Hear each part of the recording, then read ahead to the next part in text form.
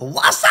Super J is back with another video. This time, giving you guys the results, and I'm also reviewing the August 1st edition of Smackdown Live. I'm going to wait a few minutes for everybody to come on here. I'm trying to get on here a little bit earlier, near the 11 o'clock hour, which I say I'll be on, but somehow it's pretty much between 11 and 12. Thanks, everybody, for coming on. I'm going to wait a minute for everybody to join before we go ahead and talk. But a pretty fun Smackdown tonight. Again, I'm a big fan of the 2-hour format. And, you know, Smackdown just flows a lot better, and it's a lot easier to watch than Monday Night Raw. Monday Night Raw, it seems like it's stop sign after stop sign after stop sign. Whereas, or red light after red light after red light. And then on Smackdown, it's just, you know, easy flowing, you know, 35 miles an hour. And that's how it is. So, I did enjoy the Smackdown Live tonight. They did announce a few matches for SummerSlam. We'll get into that as the night goes on. But was very happy with the Smackdown Live. As again, I went to the house show, the last event ever at Joe Louis Arena in Detroit. I was able to go there Saturday and see a lot of the Smackdown Live stars. And I'm going to the Hell in a Cell Live, or Hell in a Cell pay-per-view October 8th, which is a Smackdown Live pay-per-view, and I'm going to be there with my nephew, Kid Wrestling, so you guys will be able to check me out there. But the night started out pretty fun. I was very excited to see AJ and Styles and Kevin Owens go at it one-on-one for the United States Championship. It seems like they've been fighting every week for the last month, and that's fine with me. These two guys certainly know how to work together in the ring, and I was definitely entertained. They had a horrible finish, though, when Kevin Owens pretty much tried to go for a punch on AJ Styles, and he missed it, and it was supposed to hit the referee and knock the referee out. But, I mean, Kevin Owens went for this right hand, and it seemed like it took forever to hit this, you know, referee, and the referee went ahead and flopped NBA style right after that, and he barely even got hit by Kevin Owens. I don't even know if he did. They showed the replay, and it looked terrible. It looked as terrible as it did in real time, so I was disgusted by the finish of that. Kevin Owens ended up going backstage and raising hell with Shane McMahon and Daniel Bryan going after the referee. And Shane McMahon got announced by Daniel Bryan as the referee, special guest referee, for the U.S. title match, Kevin Owens, AJ Styles at SummerSlam. Daniel Bryan and Shane McMahon said the only way that you're going to get your rematch against AJ Styles for the U.S. title is if Shane McMahon's the guest referee at SummerSlam, which sounds very exciting. Obviously, there's going to be a storyline brewing between Kevin Owens and Shane McMahon that's going to culminate probably at the next SmackDown Live pay-per-view after SummerSlam, which I'm going to be at live, and it's Hell in a Cell, the pay-per-view. So does that mean that Shane McMahon is going to fight Kevin Owens in a Hell in a Cell match?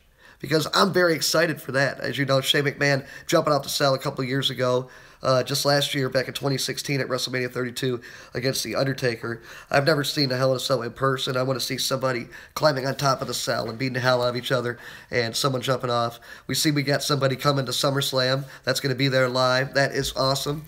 The biggest party of the summer. It looks like it's going to be a good one this year.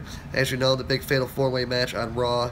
And tonight they announced Kevin Owens versus AJ Styles for the U.S. title, and it's going to have a guest referee, Shane McMahon. And again, I believe Shane McMahon's going to somehow get involved in a storyline with Kevin Owens that's going to continue all the way to them fighting at Hell in a Cell, which is pretty awesome, so I'm excited for that. After that, we ended up having the Usos come out, and they basically stole the New Day's catchphrases. And, you know, I'm certainly a fan of the matches that the Usos and the New Day are putting out there every night, but not happy with the you know, the talk on the mic. Obviously, you know, the Usos are, you know, that heel tag team, and they're trying to put the New Day over. And the New Day don't need to get put over. They just need to get put in the ring, and let's watch some wrestling. And it looks like those two teams are going to fight again at SummerSlam.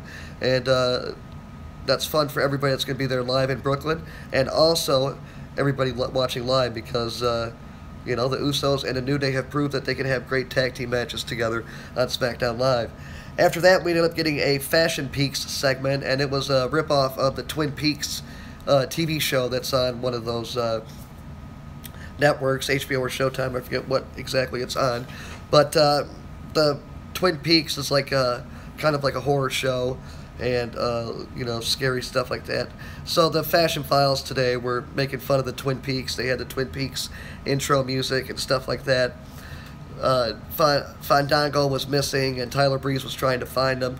It was a pretty stupid video again, but obviously this is leading to some type of group that's going to debut at SummerSlam or right around that time on SmackDown Live. Some are rumoring it for it to be Sanity, the group with Eric Young as the leader, also Killian Dane and some other dude, I forgot his name, and or else the Authors of Pain, which would be pretty cool, but they're the tag team champions from NXT. So obviously someone's coming up from NXT to go ahead and end this bullshit little fashion videos with Breezango.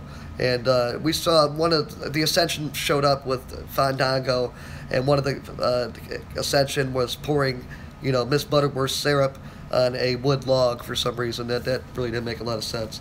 But Fandango and Tyler Breeze are obviously back together, and Fandango was found by Tyler Breeze, so there you go. Like I said, that's going to probably culminate at SummerSlam or thereafter.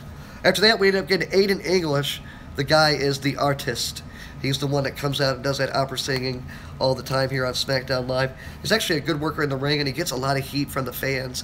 When I was there live at the house show on Saturday, he was cracking me up how he was singing this opera music right in these kids' faces, and he was just sounded terrible, and it was just hilarious. And Aiden English actually got the victory here tonight against Sami Zayn, and it looks like Aiden English is going to get somewhat of a push here on SmackDown Live, so congratulations to him. Hard work does pay off. But Aiden English ended up getting the win by the roll-up on Sami Zayn, and Sami Zayn couldn't believe it. Everybody was shocked, and JBL was saying everybody gets, got at least, sometimes. That's just what happens in the wrestling business. And that's basically what happened. Aiden English got the pinfall, and obviously I'd expect Sami Zayn to get the win back here in the next couple weeks. But Aiden English on somewhat of a winning streak. He beat Sami Zayn tonight. He beat Ty Dillinger a week and a half ago after WWE Battleground. So how cool is that for him to get a push now? Right after that, the Aiden English got out of the ring, and Maria and Mike Kanellis came out, and they basically just, insulted Sami Zayn and made fun of him after losing the match. So that was pretty much, what that was about. Obviously, Sami Zayn and Mike Kanellis are going to continue to fight on the way to SummerSlam and probably have a match on the main show or the pre-show. As you guys know, SummerSlam's 4 hours again this year and a 2-hour pre-show, so we're going to see all the talent of both rosters on Raw and SmackDown Live, get put together, and it should be a lot of fun in 3 weeks at SummerSlam. I think it's like 19 days away, so it's coming out pretty quick.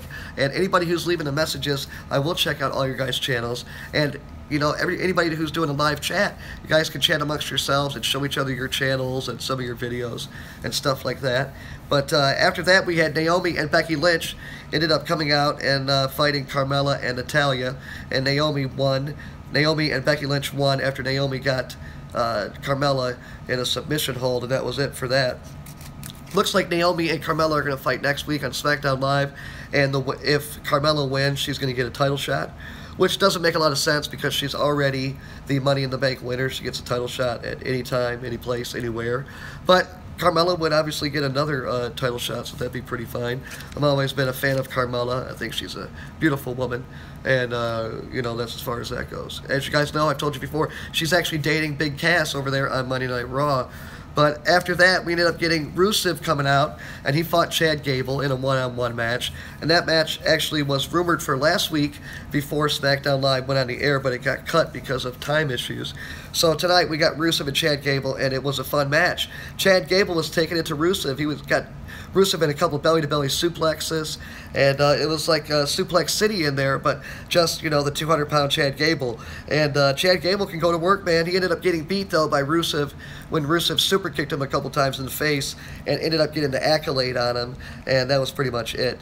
After that, Rusev came out, and Rusev continued in the ring talking some shit, talked about how he needs competition. The only competition he got since coming back was John Cena, and all John Cena had to do was raise some flag. So out of nowhere, Rusev went ahead and he wanted an opponent for SummerSlam. And Randy Orton was the one who answered the call. And Randy Orton came out and, answered the challenge for Rusev at SummerSlam. And Randy Orton gave Rusev an RKO, to send him home here tonight. And we'll see these two guys fight at SummerSlam. I think that's going to be a good match. Two guys I've been really enjoy watching, week to week. WWE TV for years now, so I'm happy they can go ahead and fight Rusev and Randy Orton one-on-one at SummerSlam. So what do you guys think about that? I'm going to do that match here in the next couple days here on the Wrestle Cave YouTube channel, so you guys can check that match out. And also we had the main event of the night was John Cena, Shinsuke Nakamura. And they've been WWE has been calling this a dream match here for the last week, obviously with different styles and different backgrounds. Shinsuke Nakamura all the way in Japan for most of his career. John Cena really, going right to the WWE. He never really had an independent career where he traveled around the world before he came to the WWE. So Shinsuke, John Cena, one-on-one tonight. It was a lot of fun. It was a really good match. Obviously, there was lots of commercials, so if these guys were able to fight on a pay-per-view, it would have been obviously much better. But, from what we got, the 10 minutes that we saw, between all the commercials and everything, it was a good match. John Cena actually got almost killed in that match. John Cena had put, what's up, Uncle Artie? How you doing? Love you. As John Cena ended up getting one or two attitude adjustments on Shinsuke Nakamura. And the second one, John Cena rolled Shinsuke and picked him up for another attitude adjustment.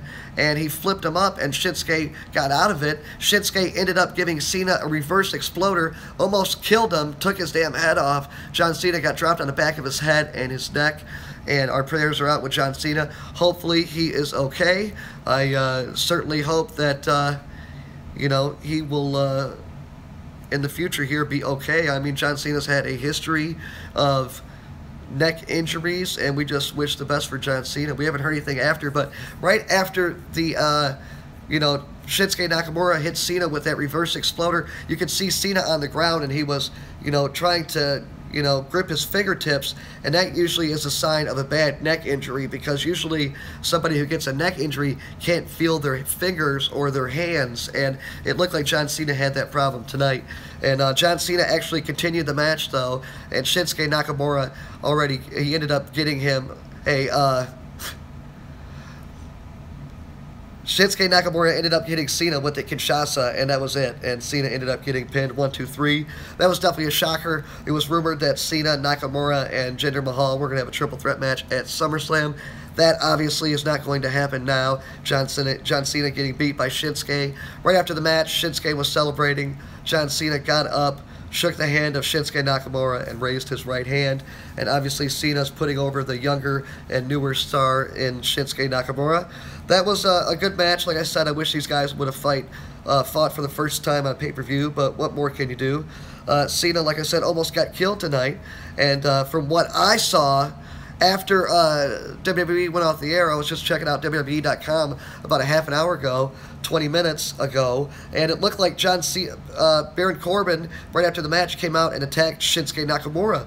And John Cena didn't like that too much, so John Cena apparently went in the ring and kicked the hell out of Baron Corbin, and John Cena and Baron Corbin were getting into a little bit of a brawl. John Cena got the best of him, climbed up the stairs, which was right next to the announcer's table at ringside, and John Cena marched Baron Corbin up and gave him an attitude adjustment through the table, that JBL and all those guys sit at. So it looks like John Cena and Baron Corbin are going to be fighting at SummerSlam one-on-one, and that should be a good match.